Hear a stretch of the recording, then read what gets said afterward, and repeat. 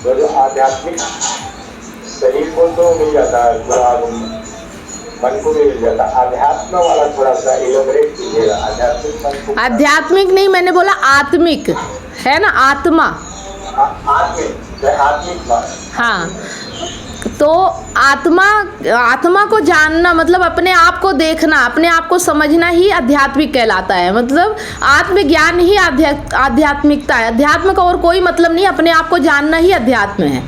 ठीक है, कि हमारा केंद्र क्या है और वो कैसे होता है। तो इसके लिए ही गीता बनाई गई है, इसके लिए ही उपनिषद है, इसके लिए ही वेदांत है ना। ये सब चीज़ें जो होती है, ये जितनी बुक्स निकलती है ना, ये सब इन्हीं से निकलता है। मेन केंद्र में वही रहता है। तो आत्मिक का मतलब ये होता है कि हम अगर शरीर को सब कुछ दे दे, तृप्त कर दे, इसकी पूरी इच्छा पूरी कर दे शरीर की, ठीक है, उसको अच्छे से खाना खिलाएं, अच्छा हेल्दी रखें, अच्छा स्वस्थ रखें, हम सब कुछ अच्छा कर रहे हैं, ठीक है, अपने मन की भी इच्छा पूरी कर रहे हैं, फिर भी हमारे जीवन में एक बेचैनी क्यों रहती है? आपने देखा होगा हमेशा एक बेचैनी सी रहती है कि नहीं रहती है ना। सब कुछ होने के बाद, सब कुछ सही होने के बाद भी एक बेचैनी रहती है, एक अधूरापन रहता है, एक अपूर्णता रहती है, जैसे कुछ अभी खाली है, कुछ पाना है, कुछ अभी मिला नहीं है, ऐसा लगता है ना अंदर से, है ना। कभी भी हम संतुष्ट नहीं होते हैं, हम कितना भी कुछ भी कर ले लेकिन हमें शांति नहीं मिलती, हमें लगता है कुछ और करना है, कुछ और पाना है, तो तब जाके हमें शांति मिलेगी, तब जाके हमें आनंद मिलेगा, ऐसा लगता है ना हमें, ठीक है। तो यही वो आत्मा है जो अपनी खुराक मांगती है। वो कहती है कि अभी मुझे चाहिए, मुझे अपूर्णता है, मुझे अधूरापन है, मुझे मतलब कुछ ऐसा दो जिससे मुझे शांति मिल जाए। तो आपको शांति कब मिलती है? जब आप जानते हो, जब आप ज्ञान लेते हो, जब आप अच्छी ऊंची संगति करते हो, जब आप ऊंचा लक्ष्य बनाते हो, जब अपने जीवन को आप बहुत ऊंचाई तक ले जाते हो, तब जाके कहीं आपको एक शांति मिलती है, एक आनंद का अनुभव होता है, ठीक है, समझ रहे हैं। तो आत्मा की खुराक क्या है? जितना भी आप लिबरेशन कर सके, जितना भी आप ऊंचा कर सके, ऊंचे से ऊंचा। आत्मा कभी छोटे में संतुष्ट नहीं होती है ना। आप छोटा करोगे, आप शरीर के तल पे और मन के तल पे करोगे ना, तो आत्मा कभी संतुष्ट नहीं होती। एक अधूरापन, एक अपूर्णता आपके जीवन में हमेशा रहेगी। लेकिन जैसे ही आप उसे जानने लगते हो, समझने लगते हो, जैसे ही आप इन चीज़ों को व्यर्थ मानने लगते हो, जैसे ही आप इन चीज़ों को मिथ्या समझने लगते हो, खेल समझने लगते हो, तब समझ में आता है कि वास्तविकता क्या है इन चीज़ों की, और फिर आपको शांति मिलती है ना। ये सब होता है आत्मिक तल, ठीक है। तो जैसे आप सब कुछ कर रहे हो, लेकिन आप जब से यहाँ आ रहे हो तो कुछ आपका मन अच्छा हो रहा कि नहीं हो रहा, ये बताओ। आपके अंदर से कुछ अच्छा लग रहा है, अच्छा फील हो रहा ना कि मैं कुछ समझ रहा हूँ, मैं कुछ जान रहा हूँ, मुझे कुछ चीज़ें जो अभी तक नहीं पता थी वो पता चल रही हैं। तो अब एक तरह से अलग ही सुकून मिलता है, ठीक है। तो हमें क्या करना है कि अपने जीवन में ये तीसरा जो तल है, ये सबसे इम्पोर्टेंट होता है, और इसे हम जानते ही नहीं हैं, है ना। हम आम जिंदगी जो होती है आम आदमी की, वो इस तीसरे तल को बिल्कुल नहीं जानता है ना। वो सोचता है कि बस शरीर और मन के तल पे ही जिंदगी होती है और उसी तल पे वो जिए जाता है, लेकिन हमेशा परेशान रहता है, ठीक है। तो ये जो तीसरा तल है ना, इसको बहुत कम लोग खुराक दे पाते हैं। 99% लोग तो मन और शरीर के तल पे ही जीते हैं। 1% लोग होते हैं जो तीनों तल को खुश करके रखते हैं, तीनों की खुराक बराबर देते हैं, और फिर वही जीवन का आनंद भी लेते हैं, है ना। तो आप जो ये कर रहे हो ना, ये तीसरे तल की खुराक है। मतलब यहाँ पे ये उम्मीद लेके मत आइए कि जो आप सोच रहे हो वही होगा, जैसा आप सोच रहे हो वैसा ही होगा, क्योंकि आप जो सोच रहे हो ना वो शरीर और मन के तल पे सोच रहे हो। लेकिन जब आत्मा का काम होता है ना, उस वक्त आप सोच भी नहीं पाते हो, सब कुछ आपके साथ सही होगा। मतलब आपके जीवन में कभी कुछ बुरा हो ही नहीं सकता, ठीक है।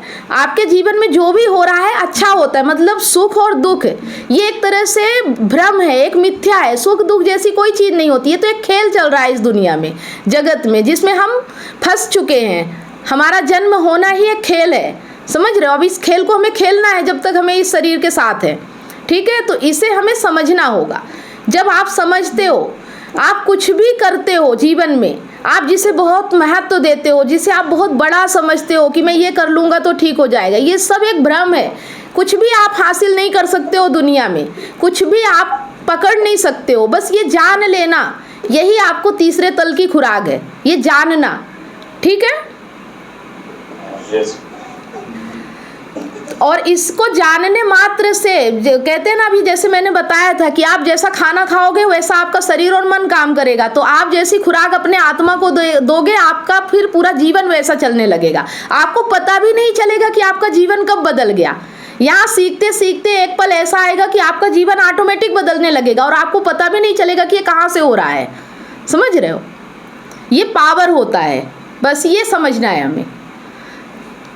ठीक है? तो ये जो ज्ञान है, जो ये बुक है, जो ये गीता है, ये सब तीसरे तल की खुराक यहाँ ले रहे हैं हम, है ना। और इस तीसरे तल की खुराक से हमारे वो 2 तल अपने आप अच्छे हो जाते हैं। उनके लिए कुछ ज़्यादा मेहनत नहीं करनी पड़ती। आपने तीसरे तल को खुराक दे दी ना, तो 2 तल को तो वो खुद ही संभाल लेता है, फिर आपको सोचना नहीं पड़ता। ठीक है, चलिए। और एक डाले थे कूटस्थ। हाँ, कूटस्थ मतलब ऊंचाई होता है ना। जैसे कि आपने देखा होगा कि जो हम मूर्तियां बनाते हैं भगवान की, या जो भी हम श्रद्धा वाले हमारे जो जगह होते हैं वो हमेशा पहाड़ों पे होते हैं, है ना। देखा होगा कि ऊंचाई पे होते हैं। वो ऊंचाई पे होते ही इसीलिए है ताकि आप मेहनत करके वहाँ तक पहुँच सको, क्योंकि आम आदमियों के बस की बात नहीं होती है ऊंचाई पे जाना, है ना। उसके लिए मेहनत लगती है, उसके लिए संघर्ष लगता है। तो कूटस्थ मतलब जो भी आप ऊंचाई का काम कर रहे हो अपने जीवन में, ऐसा जो एक आम आदमी, नॉर्मल आदमी नहीं कर सकता। ठीक है, समझ में आया? आपके जीवन में जो भी आप ऊंचे से ऊंचा कर सकते हो वही है कूटस्थ, वही है आत्मा। ठीक है, वही है सत्य। क्या आप अपने पार्टनर की बेवफाई से टूट चुके हैं? क्या विश्वास टूटने से आपकी ज़िंदगी और आपका करियर दांव पे लगा है? विश्वास की कमी, डिप्रेशन और अकेलापन आपको घेर रहे हैं। आप अपने हस्बैंड, वाइफ या सहकर्मियों पर भरोसा नहीं कर पा रहे हैं, लेकिन अब यह दर्द खत्म हो सकता है। मैं कमलेश सोनी पिछले 8 वर्षों से हजारों रिलेशनशिप्स पर काम किया है और कंसल्ट करके उनके साथ उनकी प्रॉब्लम पर साथ मिलकर जो भी समाधान हो सकता है हमने किया, और 100% गारंटी के साथ समाधान मिला, और आज वो खुशी से जीवन जी रहे हैं। और मेरा मिशन है आपको निराशा से निकालकर खुशहाल जिंदगी की ओर ले जाना। मेरा 90 दिन का विश्वास और रिकवरी सिस्टम आपकी ज़िंदगी बदल देगा। हमारे एक्सपर्ट्स कोचिंग, कंसल्टिंग और हीलिंग के साथ अपने रिश्ते में विश्वास और प्यार वापस लाएं, डिप्रेशन और अकेलापन से मुक्ति पाएं और अपनी मैरिड लाइफ और करियर को नई उड़ान दें। हजारों लोग मेरे YouTube चैनल और Facebook से प्रेरणा ले चुके हैं, लेकिन व्यक्तिगत कंसल्टिंग वो चाबी है जो आपके रिश्ते का ताला खोलेगी। आज ही कदम उठाएं। 7697572249 पर व्हाट्सएप करें या लिंक पर क्लिक करें और अपॉइंटमेंट बुक करें, और हमारे 90 दिनों के वर्कशॉप से अपनी ज़िंदगी के निराशा को खुशहाल ज़िंदगी में बदलें। आपका रिश्ता हमारे लिए मायने रखता है। आज ही एक्शन लें और अपनी खुशहाल ज़िंदगी की शुरुआत करें। Click now.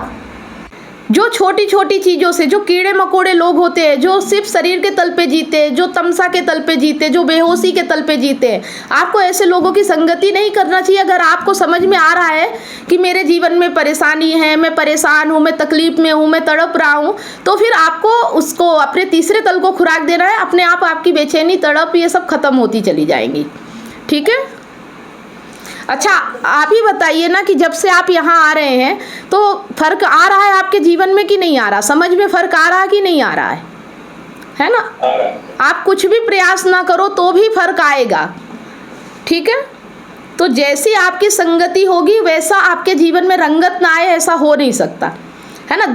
6 महीने आप शराबियों के साथ कर लो, अगर आप 7वें शराबी ना बन जाओ तो मैं नाम बदल दूँ अपना। 6 महीने आप उनके साथ घूमना फिरना शुरू कर दो, आप 7वें शराबी जरूर बन जाओगे। ठीक है?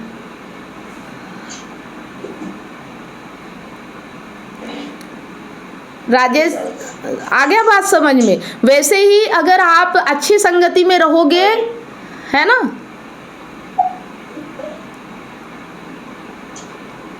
Yes madam. नेटवर्क प्रॉब्लम हो रही क्या? कहावत भी है, संगत से गुण होते हैं, संगत से गुण जात, ऐसा करके।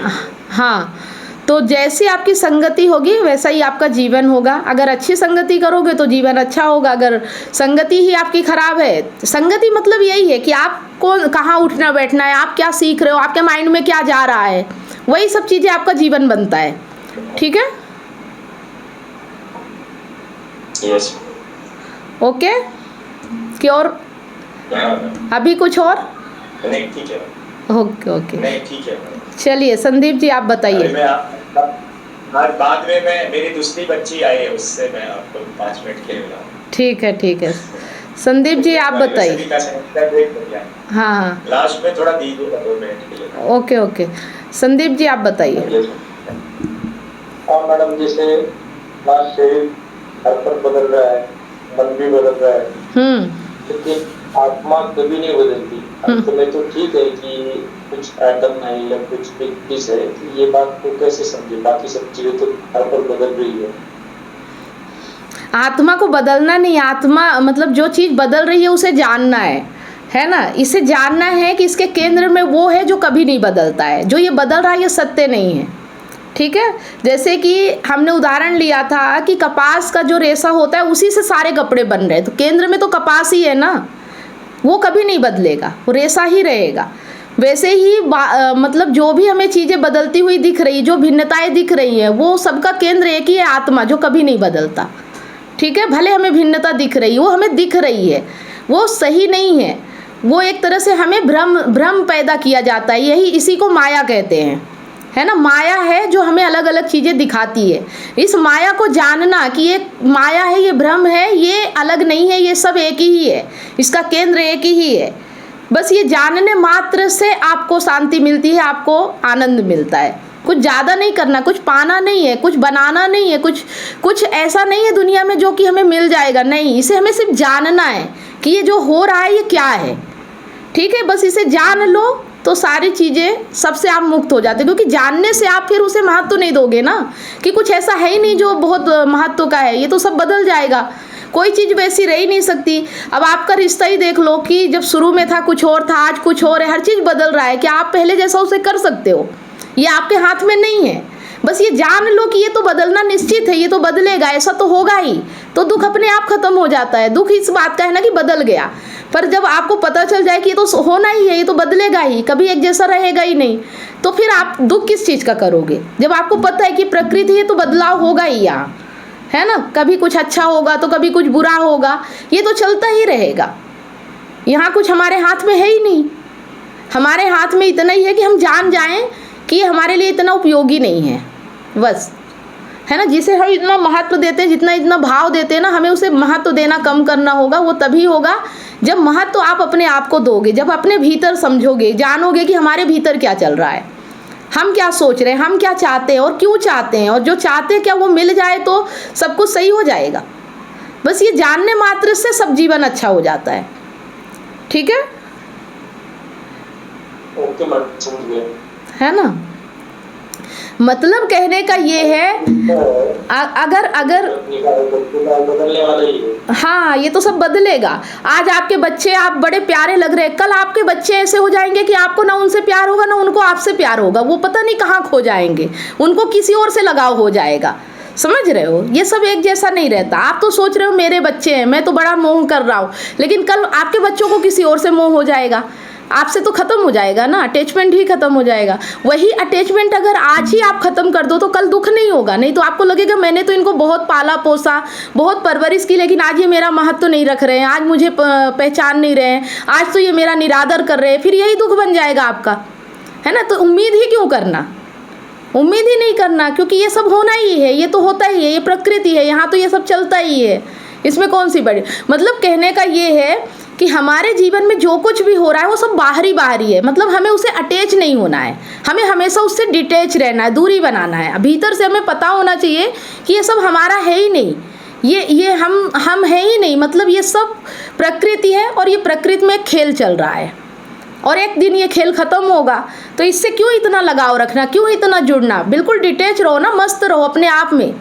जो भी हो रहा होने दो, जो भी जा रहा जाने दो, जो भी आ रहा आने दो, मतलब कुछ सोचना ही नहीं अंदर से, बाहर सब कुछ करेंगे। ठीक है, भीतर से बिल्कुल ये समझ जाना है, ज्ञान होना चाहिए कि बाहर जो भी हो रहा है इससे मेरा कोई लेना देना नहीं, क्योंकि मैं आत्मा हूँ, मैं सत्य हूँ, मैं हमेशा हूँ, निरंतर हूँ। ये सब एक प्रकृति का खेल है जो धीरे धीरे बदल रहा है। कल को हम बच्चे थे, बच्चे से बड़े हुए, बड़े से बूढ़े होंगे, बूढ़े से मौत होगी। ये तो सब बदलता रहेगा। एक जैसा क्या है इस दुनिया में, सब कुछ बदल रहा है। जब हम ही बदल रहे हैं तो दुनिया तो बदलेगी ना। समझ में आ गया बात कि दुनिया में बदलाव ना हो, ऐसा हो नहीं सकता। और हम इसीलिए परेशान हैं कि हम चाहते हैं कि बदलाव ना हो, हम जैसा चाहते हैं वैसा ही बना रहे। मतलब जो हमें अच्छा लगता है वो वैसा ही बना रहे, वो बदल कैसे गया। तो ये तो प्रकृति है ना, वो तो बदलेगी, यही तो जानना है हमें। और हम यही नहीं जानते, इसलिए हम दुखी हो जाते हैं, है ना। हम उससे अटैच हो जाते हैं, हमें लगता है नहीं ये मेरा था, कैसे ये किसी और का हो सकता है, कैसे ये किसी और से बात कर सकता है, ये तो मेरा था। आपका था, ये आपका भ्रम है, आपका कोई नहीं है यहाँ पे, है ना। ये तो सब संसार की एक माया है जिसमें आप फंस चुके हो, है ना। और जितना आप इसे महत्व दोगे उतना आप फंसते चले जाओगे, आप कभी नहीं निकल पाओगे इस माया से। तो इस माया से निकलने का मतलब ये नहीं कि आप सारे रिश्ते नाते तोड़ के बाहर चले जाओगे कहाँ, रहोगे तो इस धरती पे ही ना। कहीं भी जाओगे तो एक दुनिया तो बसा ही लोगे। तो हमें इसी दुनिया में रहना है, लेकिन डिटैच होके, अटैच नहीं होना है। अटैच का मतलब तो समझ रहे हो ना, उससे लगाव नहीं रखना है, मतलब अलगाव रखना है, बिल्कुल मोह में फंसना ही नहीं है। ये मोह ही माया है, ठीक है। इस माया को समझना है। मतलब किसी ने बुरा किया तो बुरा किया, अच्छे किया तो अच्छे, हाँ, उसके ऊपर छोड़ देना, कुछ भी कर ले। हाँ, कुछ भी कर ले, हमें क्या करना है वो हमें पता होना चाहिए। बस हम क्या कर सकते हैं, हमें उम्मीद ही नहीं करना ना कि दूसरा ऐसा करे तो मेरा जीवन अच्छा हो जाए। दूसरे के करने पे हमें चलना ही नहीं है, उसको करना है करेगा, नहीं करना नहीं करेगा। हमारे साथ अच्छे से रह रहा तो ठीक है, नहीं रह रहा तो जा भाई। वो अगर रह सकता है तो हम भी रह सकते हैं। यही तो डिटैचमेंट है कि हम किसी के लिए रो रहे हैं और कोई हमसे दूर जा रहा है। आप तो उससे लगाव रख रहे हो, आप तो मोह रख रहे हो, है ना, कि ये मेरा है और मेरी पत्नी है। पर आपकी अगर पत्नी है तो फिर वो किसी और की कैसे हो जाती है, किसी और से कैसे उसका लगाव हो जाता है। सोचना चाहिए ना कि अगर आपका कोई है, आपकी चीज़ है, तो वो आपकी होनी चाहिए ना, वो दूसरे की कैसे हो जाती है। इसका मतलब आप मान रहे हो आपका है नहीं आपका, ठीक है ना। ये आपके मानने की गलती है कि आप मानते हो, ये आपकी गलती है और इसीलिए आप दुखी होते हो। आप सोचते हो कोई ऐसी दवाई मिल जाए, कोई ऐसा इलाज मिल जाए कि मेरी पत्नी फिर से मेरी हो जाए, वो किसी और को छोड़ दे और मेरे पास आ जाए। कब तक रहेगी, कल फिर किसी और के पास चली जाएगी, कहाँ तक उसके पीछे भागते रहोगे, है ना। तो भागना छोड़ो, जीना शुरू करो।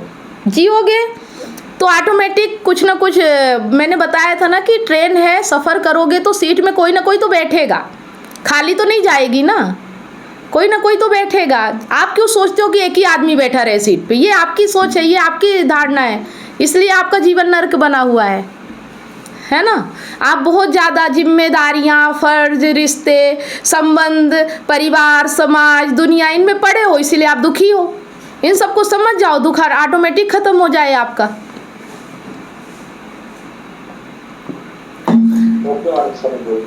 है ना, समझ में आ रहा होगा तो धीरे धीरे ख़त्म हो जाएगा, दुख भी ख़त्म हो जाएगा। और जिसके लिए आप परवाह कर रहे हो सकता है कि वो समझ जाए कि ये तो बैरागी हो गया है, तो कहीं वो ना आपकी परवाह करने लगे उल्टा कि अब क्या होगा मेरा। अभी उसको लग रहा है कि ये तो मेरे पीछे पड़ा हुआ है, मस्त है, मुझे तो टेंशन लेने की ज़रूरत ही नहीं, मैं तो जैसे भी रहूँ, इसको तो बहुत फ़र्क पड़ रहा है। जिस दिन उसे पता चल जाएगा कि अब आपको कोई फ़र्क ही नहीं पड़ता ना, उस दिन उसे फ़र्क पड़ना शुरू हो जाएगा।